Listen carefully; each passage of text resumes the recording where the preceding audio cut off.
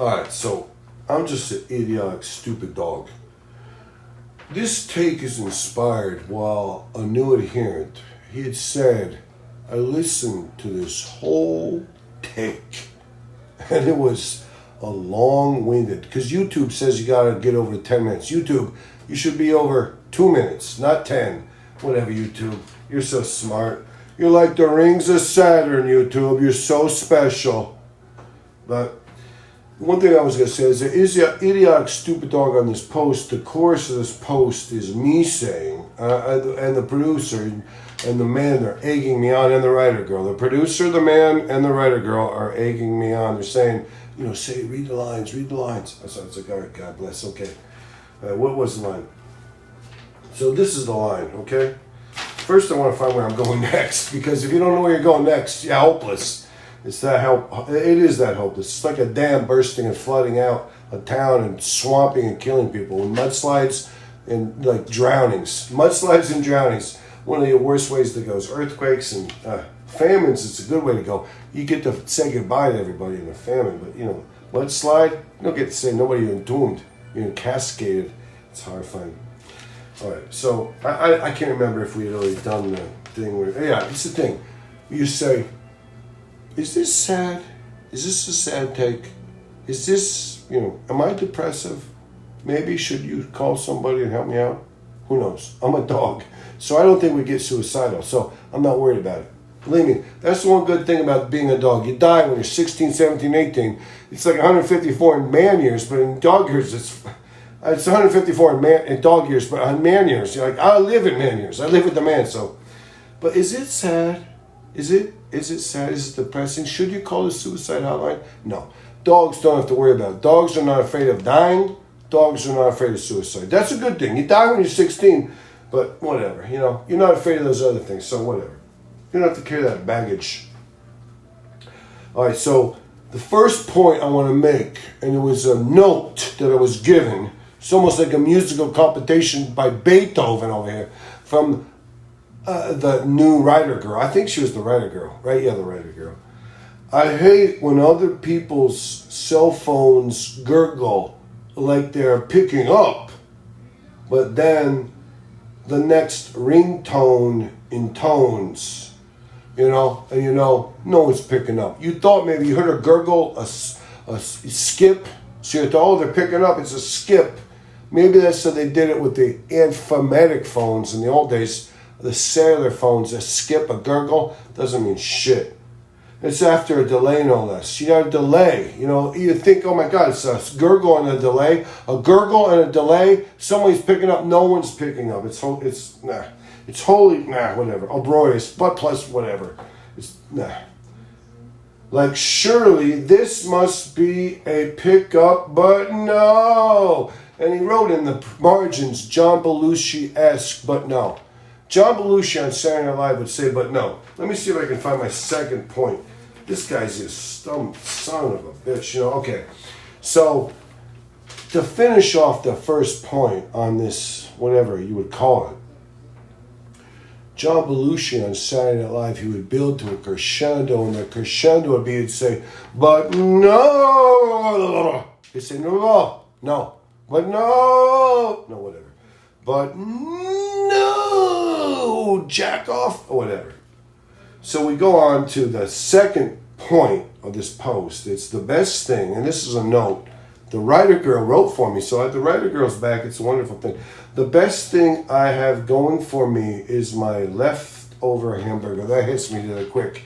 She heard the man say that. The man was talking to one of his friends who no one knows where this person is. It could be a male, female. Sometimes you think it's a male. Sometimes you think it's a female. Sometimes you think it's an ambidextrous. You don't know. He's talking to this person like, God bless, give us a clue. What are you saying? But anyways, he said, the man, I was there too. So the writer girl heard it. I don't know. She was stroking my belly. I always roll over and say, pet my belly. The writer girl, she pets it. So what are you going to say? She was there to hear the man talking on the phone in that, corridor, that big hallway you have, the big hallway. It's like an interior room to an interior room to an interior room. It's like it's to the kitchen. It's a artery room. It's a big, giant, carotid artery. So it was really sad. This part was sad. So I began this by saying, is it sad? Is it sad? Is this depressive? The best thing I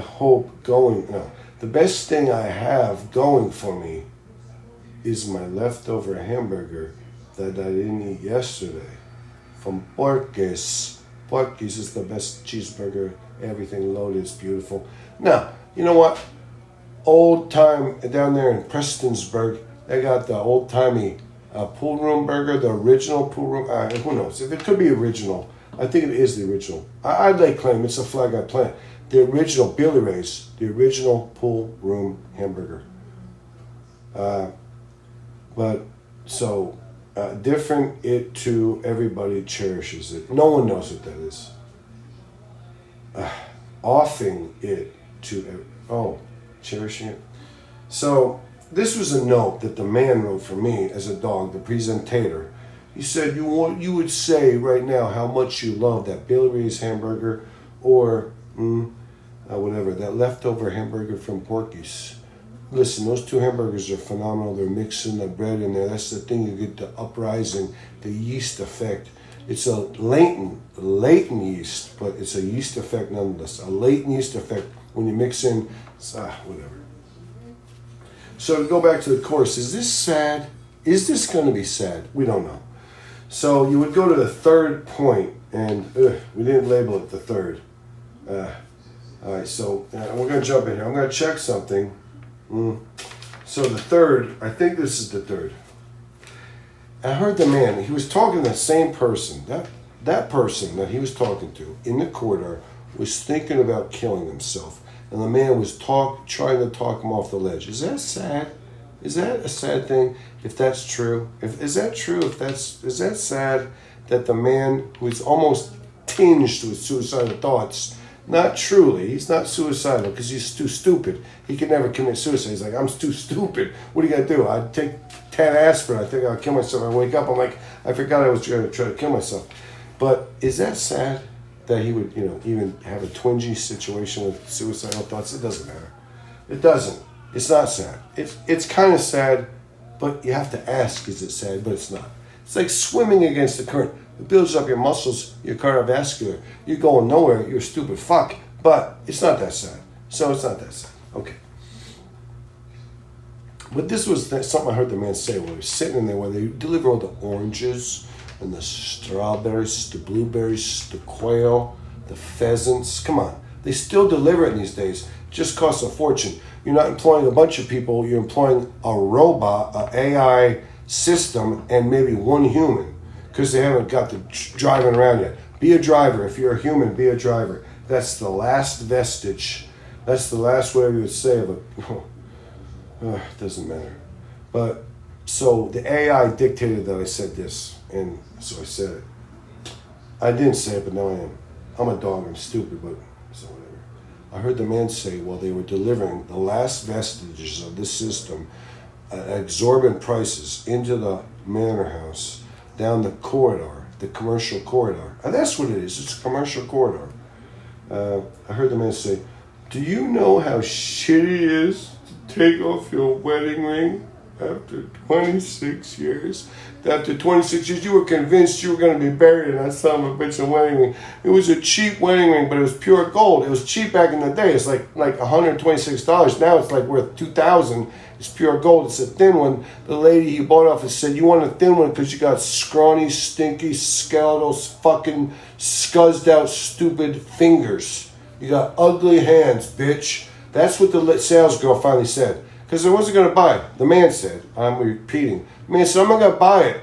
But it was for a future. I'm like, I'm hoping I get a bride, but I don't think I ever will. So I'm only going to spend $126 on a pure gold. It was back in 72 he bought it. He was like 13. I don't even know what's going on. Doesn't even matter. But the chorus, you would skip back over to the chorus. The chorus is, do you think it's sad? Do you think that is sad? That he predicted after he had the oxygen, or maybe it was before he was planning on meeting his soulmate, then he had the oxygen deprivation. So then he just gave that thing away to somebody who knew him. They probably gambled away on like some, I was going to say lotto or football games, but it was probably bingo. Whatever. It's so sad. So we did the chorus, we did the good takes, we did all the good takes. And the third take was, do you know how shitty it is to give up your wedding ring, to take your wedding ring off? Kind of shitty, it's so sad. Is that sad to repeat that? Is that sad? I don't know. It could be sad. Okay, so I just want to reach out to everybody out there in the whole hemisphere. That's all-encompassing hemispheres. The last song, they said the last song, the man's dad, the man. I'm just an EX stupid dog. I live at the laches of the man who lived at the laches of his dad. But the last song, the man's dad always, this is what the man's dad always quoted. The man's pop always said, always have fucking bacon and potatoes. If you don't have no money, you could scrounge up some change, get it out of the couches, go hawk something. Always have bacon and potatoes cooking in your home so there's a fragrance and somebody knows you have something of value. Down south, it's soup beans. Up north, it's bacon and baked potatoes. That's a good thing. And then this is the last of the last of the last. And this is something that the writer girl wrote down in her lipstick on a spearmint chewing gum. Not even bubble gum. Not even bubble gum. Not Bazooka Joe. No. It's regular old spearmint. It's a narrow little thing. I mean, how are you going to... Whatever. She says, if somebody's going to be dumb, they should be beaten stupidly. And she actually fit this on this bubble. You flip it over, you see it's not bubble gum, it's a spearmint wrapper. You say, she wrote on the first side that if somebody's going to be dumb, they should be beaten stupidly. Then she said, turn over. T-O meant turn over. You turn over and it says, not dead, meaning not beaten dead, just beaten stupidly.